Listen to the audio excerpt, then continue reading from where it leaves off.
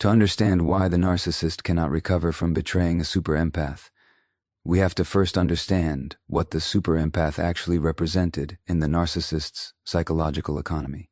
And it's far more complex than most people realize. The narcissist, as we know, operates on what's called narcissistic supply, external validation that temporarily fills the void where authentic self-worth should be. But not all supply is created equal. There's a hierarchy, a spectrum of quality that the narcissist intuitively recognizes, even if they can't articulate it. Most people the narcissist encounters offer what we might call surface supply. Admiration for their appearance, their status, their performance. It's transactional, replaceable, ultimately hollow. The narcissist consumes it quickly and needs constant replenishment because it doesn't actually nourish anything real. It's empty calories for a starving psyche. Then there's the super empath, and what they offer is something categorically different. The super empath doesn't just reflect the narcissist's grandiose self-image back to them. They actually see the person underneath the construct. They perceive the wound, the terror, the fragmented self that the narcissist has spent their entire life defending against. And here's what makes this so intoxicating and so dangerous for the narcissist. The super empath sees all of this and still chooses to stay, still offers compassion, still believes in their capacity for something more. This creates a type of supply the narcissist has likely never experienced before. Validation that feels real because it's coming from someone with genuine depth, authentic perception, and the emotional sophistication to hold paradox. The super empath can simultaneously see the narcissist's defended false self and their defended true self, and they respond to both with a kind of radical acceptance. For the narcissist, this is like discovering water after a lifetime in the desert. It's not just that the super empath makes them feel good about themselves. It's that the super empath makes them feel real, seen, known. And for someone whose entire psychological structure is built on hiding from being truly known, this is both terrifying and irresistible. The super empath also brings something else to the table, intellectual and emotional depth that actually challenges the narcissist. Unlike the typical supply sources, who are easier to manipulate and control, the super empath engages with the narcissist at a level that stimulates them. There are real conversations, moments of genuine connection, exchanges that feel substantive rather than performative. The narcissist becomes addicted to this quality of interaction, in a way that's different from their addiction to regular supply. It's not just about maintaining their grandiose self-image, it's about experiencing something approximating authentic relationship, even if they can fully participate in it reciprocally. But here's the trap. The narcissist cannot actually metabolize this kind of supply in a healthy way. They can't integrate it, can't build on it, can't let it transform them. Instead, they consume it. They take and take from the super empath's depth, using it to feel momentarily whole, but they cannot give back in kind because they don't have access to their own emotional depths. They're drawing from a well they cannot replenish. And this is where the betrayal becomes inevitable. The narcissist's pathology eventually compels them to devalue and destroy the very thing they're most dependent on. Perhaps because the intimacy becomes too threatening.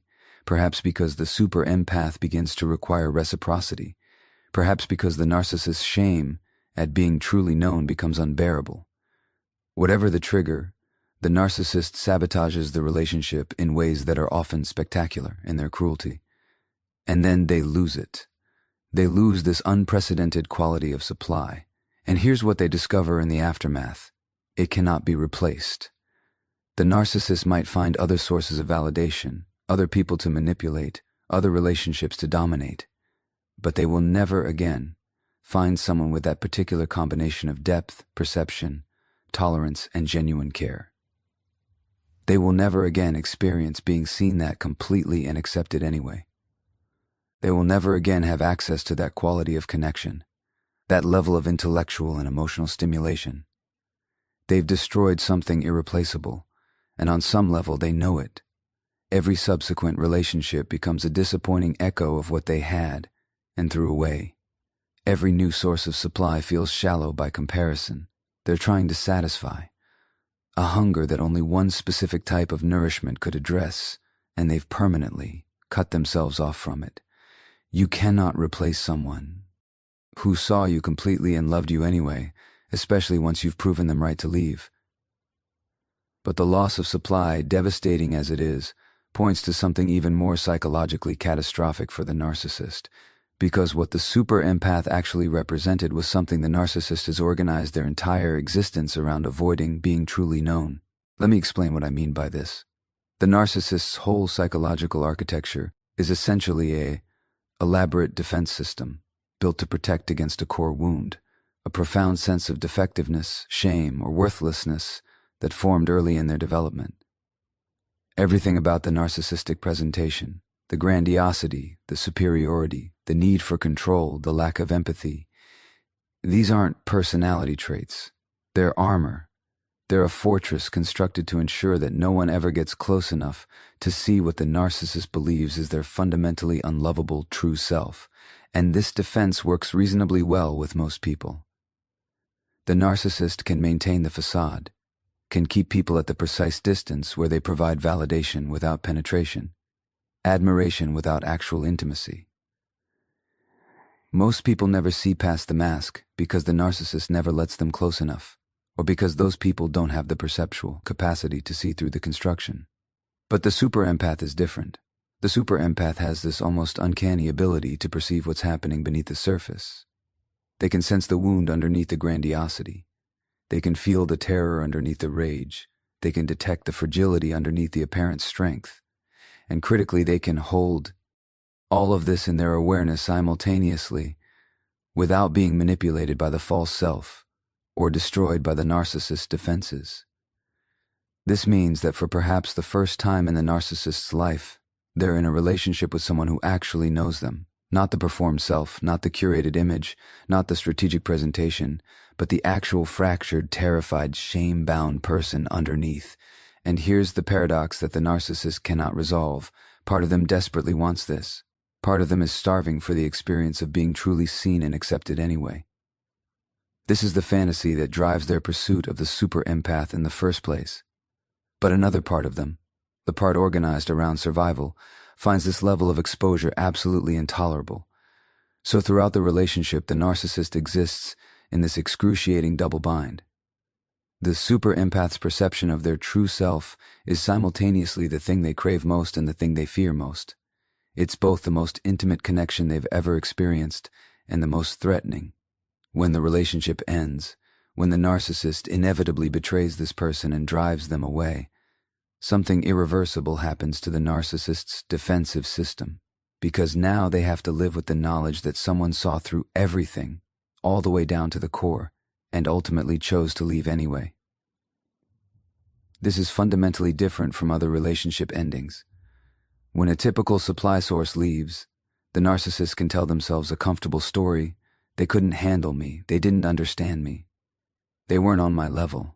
They left the performance, but they never knew the real me. This allows the narcissist to maintain their defenses intact. But with the super empath, this narrative doesn't work. The narcissist cannot deny that they were known, cannot pretend the empath just didn't understand, cannot hide behind the excuse that the empath only saw the surface. The super empath saw everything: the wound, the defense, the pattern, the pathology, and the empath still left, not from ignorance, but from clarity, not from inability to handle complexity, but from self-respect. This completely destabilizes the narcissist's core defensive structure. If someone can see you that completely and still choose to walk away, what does that say about what they saw? If the one person who understood you most deeply ultimately concluded that you weren't worth staying for, how do you defend against the implication that maybe the shameful, defective self you've been hiding really is who you are? The narcissist cannot recover from this because it's not just a loss, it's a validation of their deepest fear. It's evidence that being truly known leads to abandonment. It confirms the very thing they've organized their entire life around avoiding. And worse, they can't unknow that they've been known. They can't rebuild the wall that's been permanently breached. Every future relationship becomes haunted by this experience. The narcissist now knows what it feels like to be truly seen, which means they know what they're hiding from everyone else. They know the difference between someone who's fooled by the mask and someone who sees through it, and they know that the one person who saw through it completely chose to leave. This creates a kind of psychological scar tissue that never fully heals. The narcissist might find new supply, might craft new relationships, might even convince themselves they've moved on. But there's always this awareness, often unconscious, that they were once fully known and fully rejected, that someone had complete access to who they actually are and decided that wasn't enough. And perhaps most painfully, the narcissist knows, even if they can never admit it, that the super empath's departure wasn't cruel or vindictive. It was simply the natural consequence of the narcissist's own actions. The empath didn't leave because they misunderstood or couldn't handle the narcissist. They left because they understood completely and chose themselves instead. The narcissist cannot rebuild what the super empath's knowledge dismantled, the illusion that remaining unknown keeps them safe.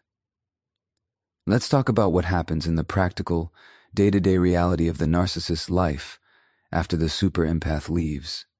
Because beyond the psychological devastation of being known and abandoned, there's something more immediate and visceral.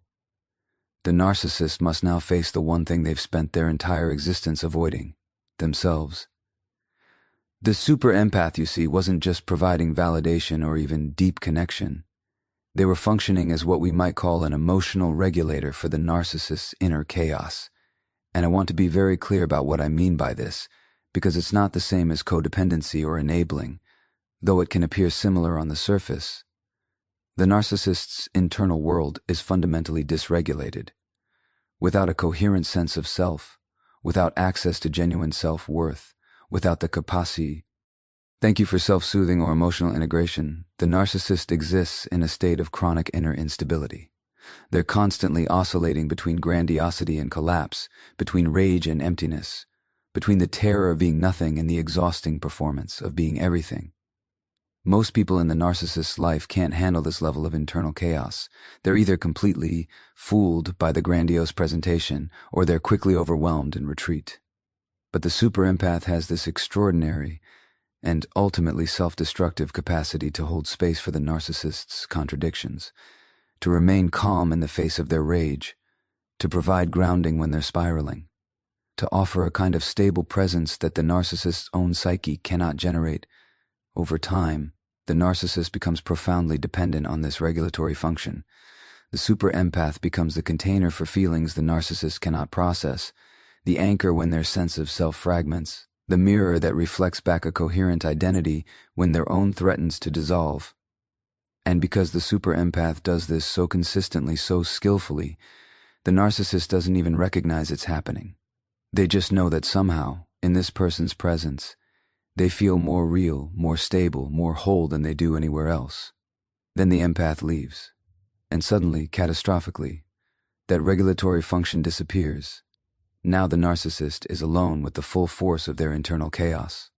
All the feelings they never learned to process, all the self-fragmentation they never learned to integrate, all the emptiness they never learned to fill from within. It's all still there, but now there's no one to help them manage it. There's no one to absorb their rage without retaliating, no one to witness their vulnerability without weaponizing it, no one to reflect back a coherent self when they're fracturing. This is different from missing someone. This is different from grief. This is the experience of losing a crucial part of your own psychological functioning, like losing a limb you didn't know you were dependent on until it was gone. And here's what makes this so devastating for the narcissist. They cannot articulate what they've lost. They don't have the emotional vocabulary or the self-awareness to say, I depended on this person to regulate my nervous system, to contain my projections, to stabilize my sense of self. Instead, they just experience a void, an unbearable gnawing absence that nothing seems to fill. So they try to fill it. They find new supply, new relationships, new sources of validation. But here's the problem. No one else has the super empath's unique combination of depth, resilience, perceptiveness, and tolerance. No one else can perform that regulatory function at the same level. The new supply might be attractive, might be successful, might even be kind, but they lack the emotional sophistication to hold the narcissist's complexity. They're either too shallow to perceive what the narcissist actually needs, or they're too healthy to provide it. They set boundaries where the super empath had limitless patience. They retreat where the super empath would have stayed. They demand reciprocity where the super empath gave unconditionally. And so the void remains. The narcissist keeps searching for what they lost, but they're searching for something that cannot be replicated. They're trying to find someone who will do the impossible work of making them feel whole, the way the super empath did, but that person doesn't exist. Or if they do exist, they're another super empath who's already learned not to sacrifice themselves for someone who cannot reciprocate. The narcissist begins to realize on some level that they're alone with themselves in a way they've never been before. And this aloneness is unbearable because the narcissist's self is not a safe place to be. It's a place of shame, emptiness, fragmentation, terror. It's precisely what all the grandiosity and manipulation and control were designed to escape from. Without the super empath's regulatory presence, the narcissist faces the horrifying truth. They don't actually know how to be with themselves. They've never developed the capacity for self-soothing, self-reflection, self-compassion. They've outsourced all of that to others, and specifically to the one person who could do it at the level they needed. And now that person is gone. Not just physically absent, but psychologically unavailable in a permanent way. The super empath has closed the door, set the boundary, reclaimed their energy. They're no longer willing to be the narcissist's emotional regulator, their container, their stabilizer. The narcissist is left with the one companion they've spent a lifetime fleeing, their own unintegrated self. And unlike the super empath, that self offers no comfort, no regulation, no relief. Just an echoing emptiness that no amount of new supply can fill, because what's missing is an external validation. It's the one person who could make the narcissist's internal world feel bearable. The cruelest irony is that the narcissist drove away the only person who made them feel less alone with themselves. But there is another dimension to this loss that cuts even deeper, something that strikes at the very heart of the narcissist's carefully constructed self-narrative. Because the super empath wasn't just regulating the narcissist's emotions or providing superior supply. They were serving as living proof of the narcissist's fundamental goodness. Let me explain what I mean. The narcissist lives in a perpetual state of what we might call ontological insecurity, a deep uncertainty about their own worth, their own lovability, their own right to exist. Everything they do, all the grandiosity and manipulation, is ultimately an attempt to answer a question they can never quite resolve. Am I fundamentally bad, or am I special? Most of the narcissist relationships don't actually help them answer this question. Casual admirers are too easily fooled. Their validation feels hollow because the narcissist knows they're only seeing the performance. People they've manipulated or dominated can't provide evidence of goodness because the narcissist knows they've coerced that devotion. Even family members who remain loyal often feel like obligations rather than choices. But the super empath? The super empath was different. This was someone of genuine depth, integrity, and emotional sophistication who chose, of their own free will with full awareness, to love the narcissist. Someone who saw past the mask and still stayed. Someone who witnessed the narcissist's worst moments and still offered compassion. Someone whose own character was so clearly good that their presence became evidence that the narcissist must be good too. The narcissist thinks, look at who chose me. Look at the quality of person who saw value in me. Someone this perceptive, this emotionally intelligent, this genuinely loving. They wouldn't stay with someone who was truly bad, would they? The super empath's presence becomes the narcissist's most convincing argument against their own deep-seated belief in their fundamental defectiveness. This is why narcissists often display their empathic partners like trophies, but with an emotional investment that goes far beyond typical narcissistic showing off. They're not just saying, look how attractive my partner is, or look how accomplished they are. They're saying, look who chose to be with me. This proves I'm worthy of real love. This proves I'm not the monster I secretly fear I am. The super empath becomes the narcissist's redemption narrative made flesh. As long as this person stays, as long as they continue to love and believe in the narcissist despite everything, the narcissist can maintain the fragile hope that they are capable of genuine connection, that they're worthy of authentic love, that beneath all the pathology there's something redeemable. And then comes the betrayal. The narcissist, driven by their pathology, does exactly what their disorder compels them to do.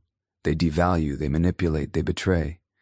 Perhaps it's infidelity, perhaps it's cruelty, perhaps it's a pattern of disrespect that finally becomes too much. The specific betrayal almost doesn't matter. What matters is that it's bad enough, destructive enough to finally break the super empath's seemingly infinite capacity for understanding. And when the super empath leaves, not in anger or hysteria, but with the clarity and self-respect that comes from genuine healing, the narcissist's entire redemption narrative collapses. Because this departure carries a message that the narcissist cannot escape. I saw all of you. I understood the wound beneath the behavior. I had compassion for your suffering. I believed in your potential. And after all of that, after truly knowing you, after genuinely loving you, I'm choosing to leave because what you did is unacceptable. Because who you are in practice, regardless of who you might be in theory, is not someone I can continue to love without destroying myself. This is categorically different from other people leaving. When someone leaves who never really knew the narcissist can tell themselves that person just didn't understand. But the super empath understood completely. Their departure isn't a misunderstanding, it's a verdict. The one person whose love could have served as evidence of the narcissist's fundamental goodness has withdrawn that love based on full information. The one person whose judgment the narcissist actually trusted because of their perceptiveness and integrity has rendered judgment. And it's damning. The narcissist can no longer tell themselves, if people really knew me, they'd love me. Someone really knew them. Someone really saw them. And that person concluded that the narcissist's behavior, the inevitable expression of their pathology, makes them unworthy of continued love and presence. This destroys the narcissist's last refuge, the fantasy that somewhere beneath all the disorder there's a good person waiting to be discovered. Because the one person equipped to discover that goodness looked for it, believed in it, gave it every opportunity to emerge, and finally had to accept that it either doesn't exist or is so buried under pathology that it makes no practical difference. The narcissist cannot find another super empath to restore this narrative, because any other super empath will eventually reach the same conclusion. The problem isn't that the first super empath didn't understand or couldn't handle them. It's that they understood perfectly and made a choice based on that understanding. And so the narcissist is left without their most important piece of evidence in the case they're constantly trying to make to themselves that despite everything, they're still worthy of real love. The super empath was that evidence, and through their own actions, the narcissist destroyed it. When the person who knew you best decides you're not worth staying for, no amount of new admirers can fill that void. If all of this weren't painful enough for the narcissist, there's another layer to their inability to recover, and this one is particularly excruciating because it plays out in real time, often in ways the narcissist can observe from a distance. The super empath doesn't just leave. They leave and then they heal. They grow. They transform. And they do it visibly, tangibly, in ways that make it impossible for the narcissist to construct a comfortable narrative about the relationship's end. You see, in most of the narcissist's previous relationships, when things ended, the narcissist could maintain a particular story. They fell apart without me. They couldn't handle me. They're stuck in their small life, while I've moved on to bigger and better things. The narcissist gets to be the one who's evolved, who's transcended, who's outgrown the relationship. This narrative is essential for maintaining their grandiose self-image. But with the super empath, this story doesn't hold. Not even close. The super empath leaves and enters what is often the most profound growth period of their life. They finally stop abandoning themselves for someone else. They reclaim the energy they'd been pouring into a bottomless void. They redirect their extraordinary capacity for depth and perception inward, toward their own healing. And the transformation is often dramatic. The narcissist might watch, through social media, through mutual friends, through whatever windows remain, as the super empath begins to thrive in ways they never did during the relationship. Their creativity flourishes, their career advances, they form healthier relationships, they radiate a kind of peace and self-possession that they never had when they were managing the narcissist's chaos. And this visible thriving sends an unmistakable message that the narcissist cannot misinterpret. The problem was the relationship. More specifically, the problem was the narcissist. Because here's what the super empath's growth proves. They were being held back. All that depth, all that capacity, all that emotional intelligence that the narcissist was feeding on, it was being drained away, channeled into the impossible task of trying to love someone who couldn't receive love, trying to heal someone who wouldn't do the work of healing themselves. Once freed from that dynamic, the super empath doesn't collapse or diminish. They expand. They become fully themselves. They step into their potential in ways that were impossible when they were constantly regulating someone else's nervous system, managing someone else's fragility, absorbing someone else's projections. For the narcissist, this is unbearable to witness because it contradicts everything they need to believe. In the narcissist's worldview, they're supposed to be the special one, the evolved one, the one who outgrows others. But here's the super empath, demonstrably outgrowing the narcissist, not through superiority or one-upmanship, but through the simple act of choosing themselves and doing the work of genuine healing. And unlike the narcissist, who might cycle through relationships and maintain surface-level changes while their core pathology remains untouched, the super empath's transformation is real. It's not a performance. It's not image management. It's actual integration, actual growth, actual evolution. You can see it in how they carry themselves, how they speak about the relationship without bitterness or ongoing entanglement, how they've genuinely moved on rather than just moving to the next distraction. This creates a devastating comparison that the narcissist cannot escape. While the narcissist remains fundamentally unchanged, still cycling through the same patterns with new supply, still trapped in the same defensive structures, still avoiding the same core wound, the super empath has actually transformed. They've used the pain of the relationship as raw material for genuine development. The narcissist might find new partners, new sources of validation, new stages for their performance. But none of it represents real change. They're running the same program with different actors. And on some level, they know this. They know they're still the same person, still driven by the same fears, still defended by the same mechanisms. Meanwhile, the super empath has become someone new, not because they're superior, but because they did what the narcissist cannot do. They faced themselves honestly. They felt their pain without projecting it onto others. They took responsibility for their part in staying too long, and they committed to genuine healing, rather than just managing their image. This divergence becomes increasingly stark over time. Years might pass, and the narcissist is still essentially the same, perhaps with a different partner who they're treating the same way, perhaps more isolated, perhaps more bitter, but fundamentally unchanged. The super empath, meanwhile, has continued to evolve, to deepen, to become more integrated and whole, and the narcissist sees this. They see evidence of what's possible when someone actually does the work of healing. They see a living demonstration that transformation is real, that people can change, that there's a way out of the patterns that trap us. But they also see that they're not doing it. That despite all their grandiosity and all their claims of evolution, they remain stagnant while the person they discarded has blossomed. This is perhaps the most painful mirror of all. Not the mirror the super empath held up during the relationship, showing the narcissist who they were, but the mirror they hold up after leaving, showing the narcissist who they could have been if they'd been capable of choosing growth over defense, vulnerability over grandiosity, authentic change over the performance of change. The super empath's healing doesn't just represent their own freedom. It represents the narcissist's foreclosed possibility, their road not taken, the life they might have lived if they'd been capable of doing the work. And that's a loss from which the narcissist truly cannot recover. The most devastating proof of your stagnation is watching someone flourish in the space where they once diminished themselves loving you. And now we arrive at what might be the most tragic dimension of this loss, the one that speaks to the deepest form of human devastation.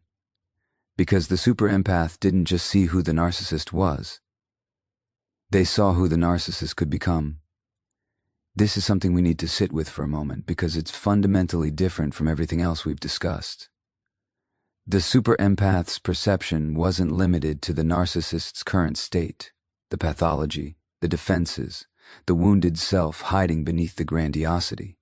The super empath, with their extraordinary depth and their perhaps naive faith in human potential, could also perceive something else, the person the narcissist might be if they chose healing. This vision wasn't delusion. It wasn't the fantasy of someone who couldn't see reality.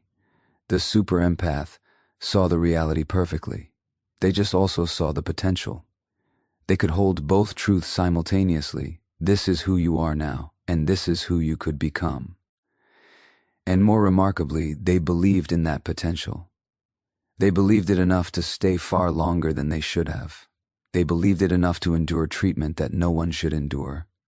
They believed in the narcissist's capacity for change, even when the Narcissists didn't believe in it themselves.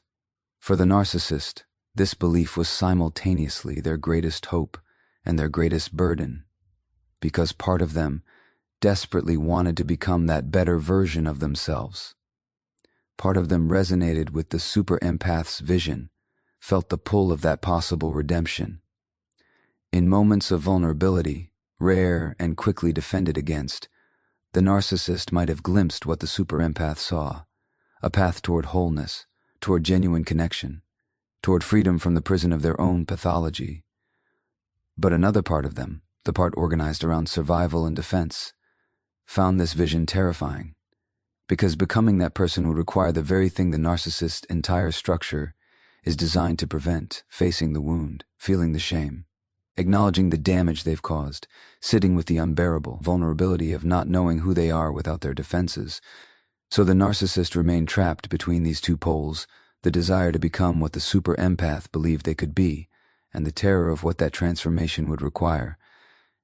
And in that trap, they did what their pathology always compels them to do. They chose defense over growth. They chose the familiar pain of their disorder over the unknown pain of healing. They betrayed not just the super empath, but the vision the super empath held of their potential. And when the super empath finally leaves, when they accept that the narcissist is choosing pathology over possibility, defense over development, something irreversible happens. The narcissist doesn't just lose a person, they lose the last witness to their redemptive potential. They lose the only person who could see them at their worst and still maintain faith in their capacity for something better. No one else will believe in them that way again. And here's why: because belief of that caliber requires a specific combination of depth, perception, and radical acceptance that is extraordinarily rare. It requires someone who can see through the defenses without being fooled by them, someone who can perceive potential without being naive about present reality, someone whose own character is solid enough to maintain hope in another person's growth, even while that person actively undermines it. The super empath was that rare combination. And the narcissist destroyed their faith not through a single dramatic betrayal, but through the accumulation of 1,000 smaller ones. Through the consistent choice to protect the false self rather than risk revealing the true self.